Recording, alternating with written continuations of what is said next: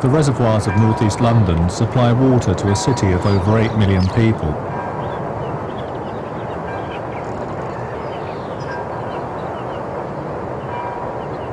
They're also a home for wildlife.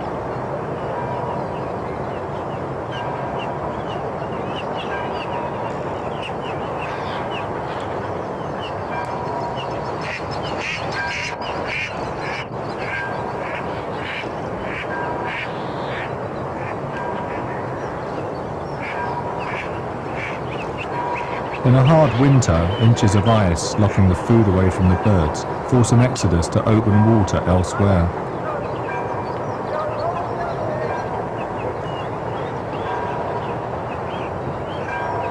Save for a pair of dabbling mallards, the reservoir is an empty and desolate place.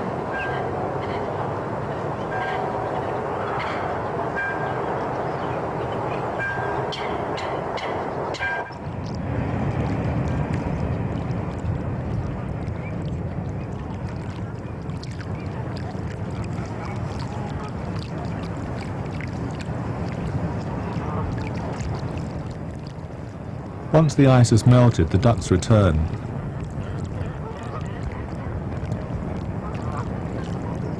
Among them, tufted duck and pochard.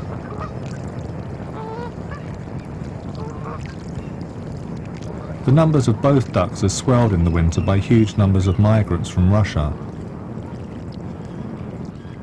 Both are diving ducks, preferring the deep water at the centre of the reservoir, and are usually seen together as they do not compete for food. While the pochard is herbivorous, eating stoneworts and pondweeds, the tufted is carnivorous, preferring insects and shellfish.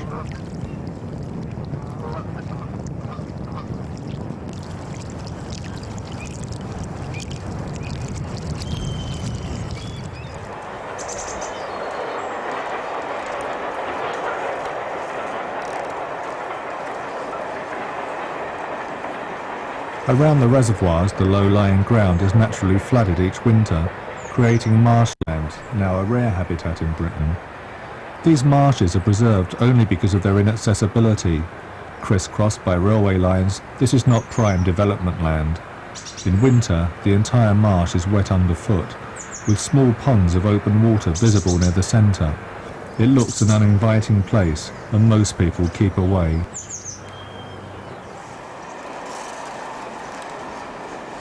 Marshland is not a stable habitat. It is ground in succession to woodland. The first woodland colonisers are the alder and willow. Millions of pollen grains are blown from the flower of the male tree to fertilise the flower of the female tree, where the seeds will mature over the summer. Despite its desolate aspect, the marshes are a fertile habitat. The copse of willow and alder provide shelter, and the dead seed heads offer a meal even in the sparse winter months.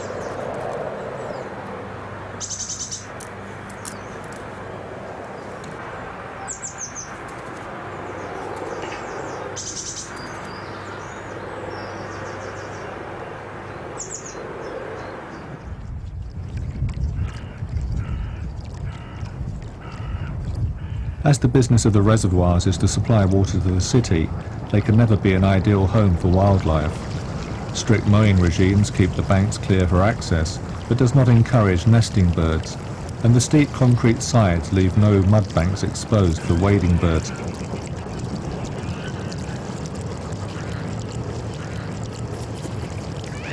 But for birds who can learn to adapt to the special conditions in the city, the reservoirs are a kind home.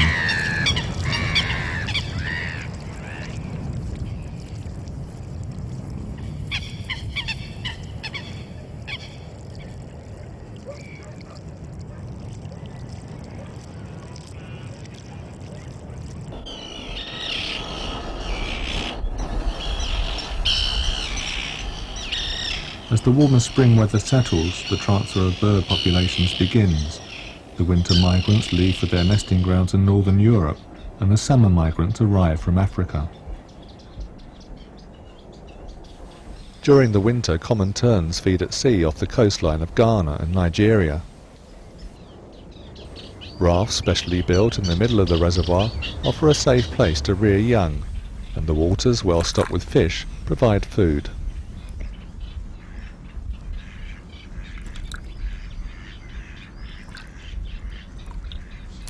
Migrants have to arrive as the winter flocks of resident birds dissolve if they are not to be left out in the scramble for breeding territories.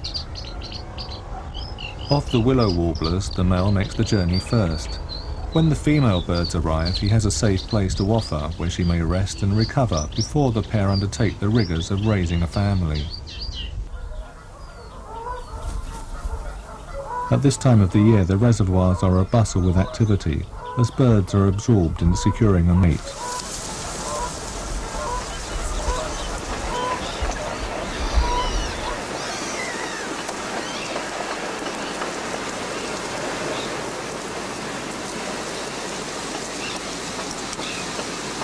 The Canada geese rival the coot as the most successful colonisers of the reservoirs. They spend most of their time on land. They nest and roost on the reservoir banks and feed from the grass.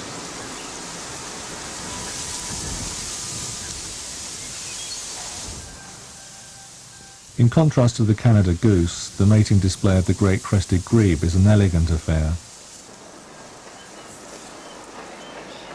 The male bird's plumage is at its most rakish, with the ruff around his neck and the flamboyant feathers on his head grown specially for the display. The great crested grebe is one of the success stories of man-made habitats like the reservoirs, for before these new habitats were built, the species were in terminal decline in Britain.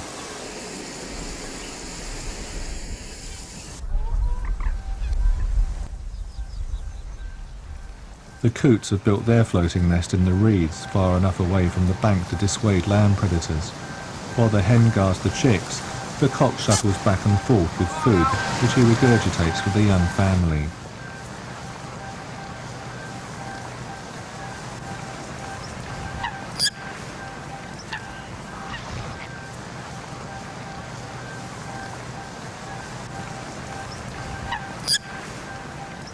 Within a day of hatching, the chicks are out of the water, plucking the mollusks from the reeds their parents bring up from the shallows at the edge of the reservoir.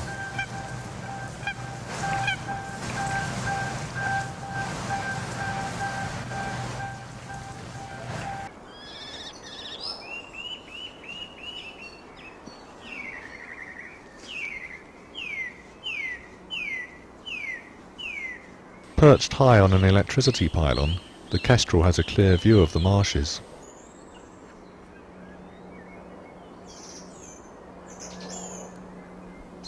This is the time of the year when birds are busy feeding their young. A missel thrush chick calls to his parents. He may be hidden inside the elder bush, but the kestrel has sharp eyes, and while he's still flightless, the chick is very vulnerable.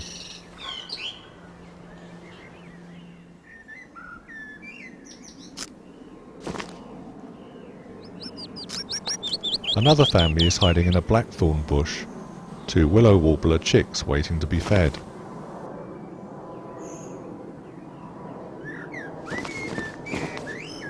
Willow warblers arrive from Africa in early spring. There the tropical rains have destroyed their main source of food, the insects, for here the warm weather has brought insects onto the wing. And it's not only migrants that feed from them. The reed bunting with his beak full of aphids is a native bird. The yellow wagtail is a migrant. It's a colourful and distinctive bird which is becoming rarer in Britain as each year fewer migrate so far north.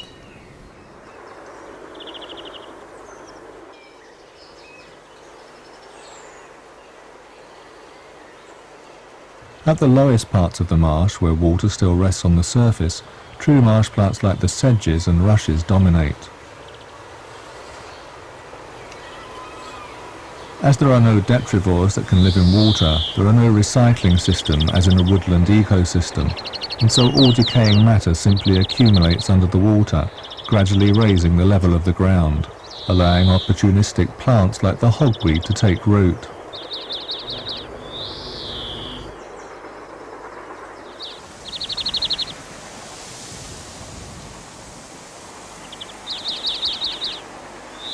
The first woodland colonisers of the alder and willow, the only trees that can tolerate waterlogged ground.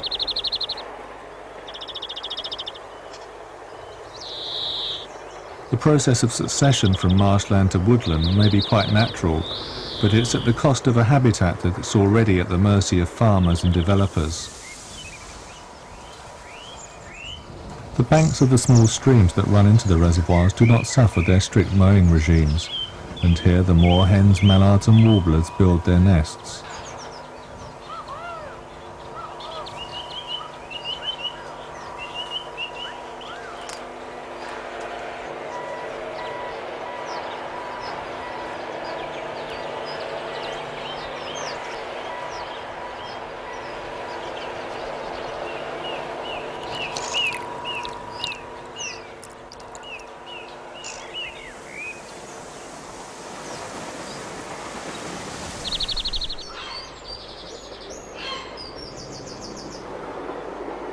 It's the streams that flow into the marshes, keeping the soil damp in summer and immersing the soil completely in winter, that makes this such a special place for plants and animals.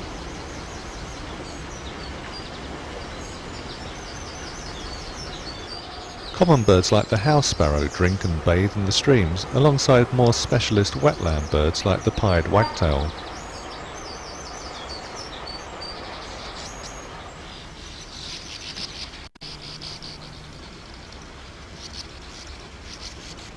Sand martins are among the more unusual birds that use the marshes. They arrive each year from West Africa. Most of their natural nesting sites have disappeared, but they have learned to improvise, nesting in the ready-made drainage holes in the concrete banks of the river. From May to July, the birds are swooping overhead, trawling for insects which they bring back to feed their young.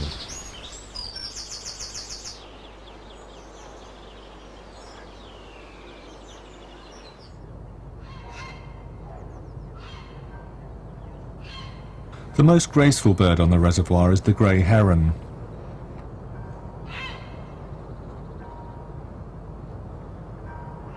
The Water Authority built a concrete island in the centre of the reservoir, out of reach of man and other predators, so that the grey heron might breed in safety. Like crows, herons nest in colonies, with usually 30 to 40 pairs rearing their young together.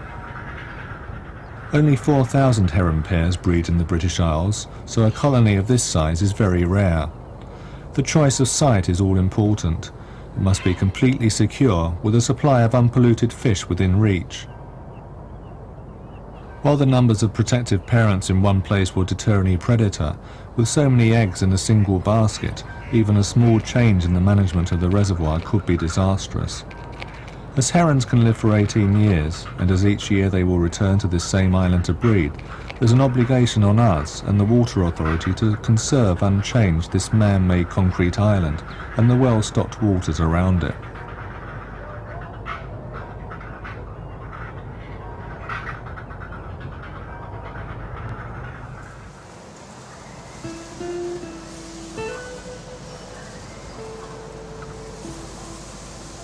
In the warm midsummer evenings, with young families parading on the water, it becomes clear just how fertile a habitat are these reservoirs.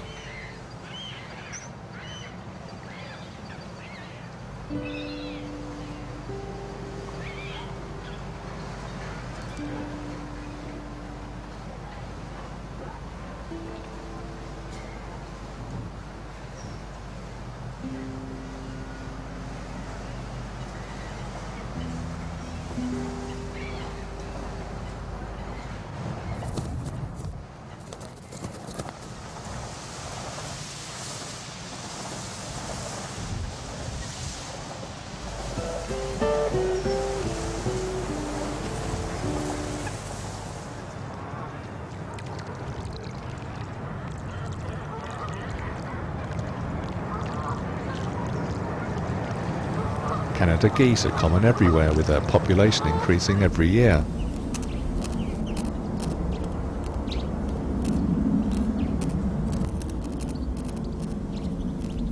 Once their chicks are mobile, 2 or 3 families come together to form a creche, with the burden of supervision shared among the adults.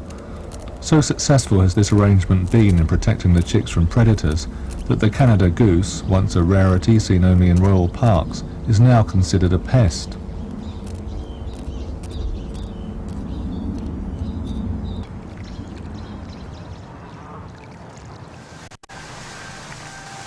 The coot family has suffered losses. Now only one chick survives of the 4. As the coots need only to replace themselves in their own lifetime to keep their numbers on the reservoir stable, the loss of 3 chicks is not too high a price for this one healthy chick.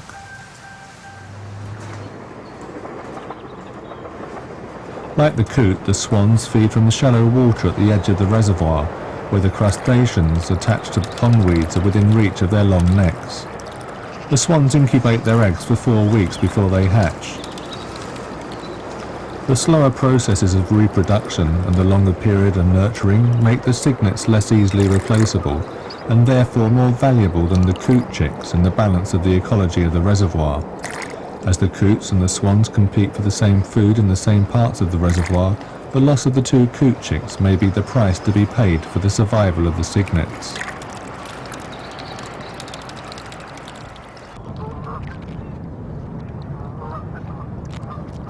In the autumn, the wildfowl collect in the middle of the reservoir to molt. Most birds replace damaged or worn flight feathers gradually through the year, but wildfowl lose all their flight feathers at once. During this time they're vulnerable and consequently good molting sites free from disturbance and predators attract geese and ducks from miles around.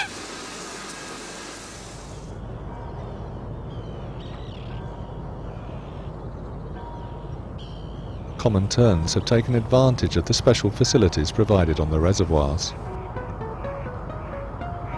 They are expert hunters, diving to snatch a small fish from the water, but not always able to hang on to it.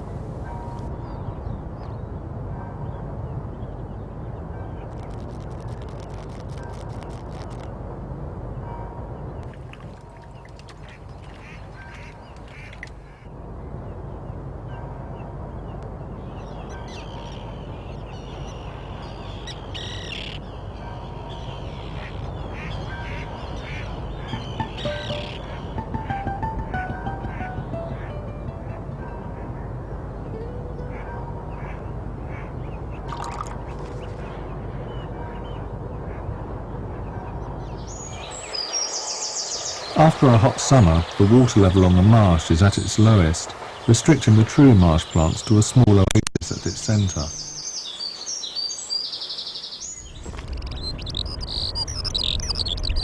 The docks and other plants come into fruit, offering food to the sparrows and finches. Equally abundant are the aphids, the food of the migrant birds like the warblers and wagtails.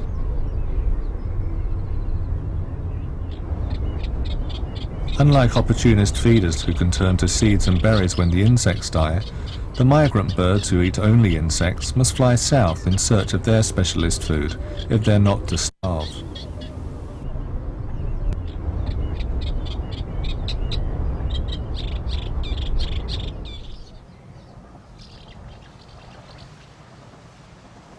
The easy accessibility of food has made the houses around the filter beds a good place to build nests, often to the annoyance of the local house owners, who find the eaves of their houses rented to noisy tenants.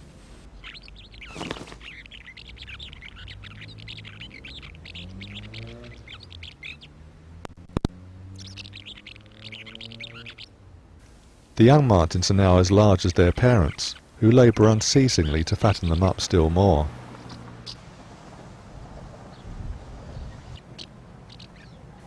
Before long the martins will be flying back to Africa for the winter sun, and so they need to feed vigorously to build up their reserves. In a few days their squawking will cease as the house martin families set off on their long migratory flight, and the local residents have quiet again.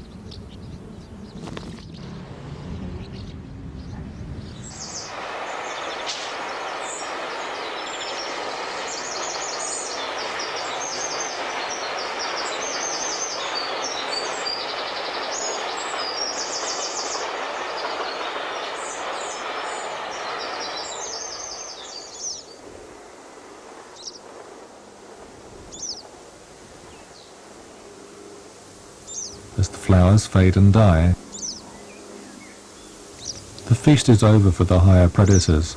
These days the kestrel returns from the hunt without prey.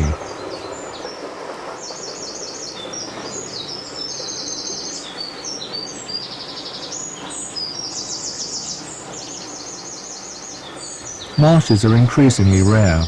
In the countryside they're drained for grazing pasture for cattle. In the cities they're lost to the developer. Their ambiguous nature and bleak aspect do not argue their case well with the public, and so there's not much outcry when the marshes disappear. But for the wildfowl and migrant birds that find their nesting grounds spoilt, and the specialist wetland plants that become more isolated in diminishing sites, each new loss is a fatal blow.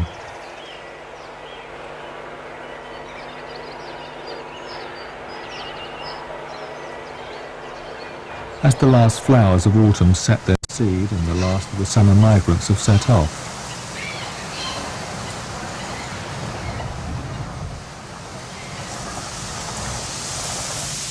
the winter migrants start to arrive. Cormorants nest in colonies on the shore, returning to the reservoirs in autumn after the young have fledged. They're not migrants in the same way as the tufted duck, now arriving from the Arctic, but their mini-migration is made for the same reason, to increase their chances of survival during the winter.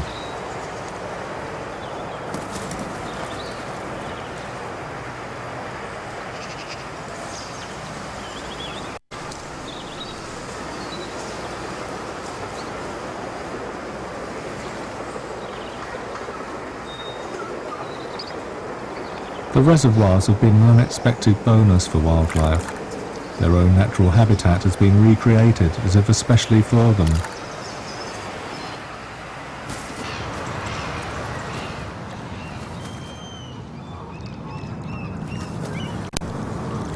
This has been in large part due to an enlightened attitude to wildlife by the waterboards of the past, an attitude which might not survive their privatisation.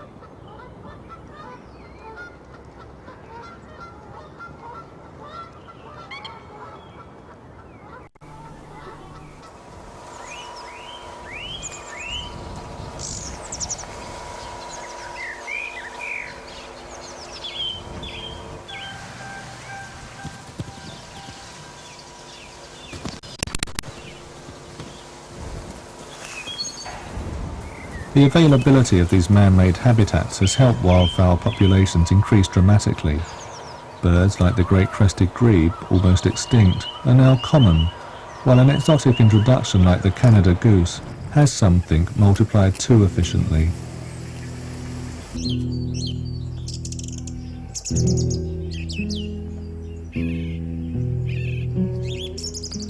As long as the city needs water, and as long as the Water Authority continues with its benign policy towards wildlife, the birds can return to the reservoirs each year, with the expectation of finding their home intact.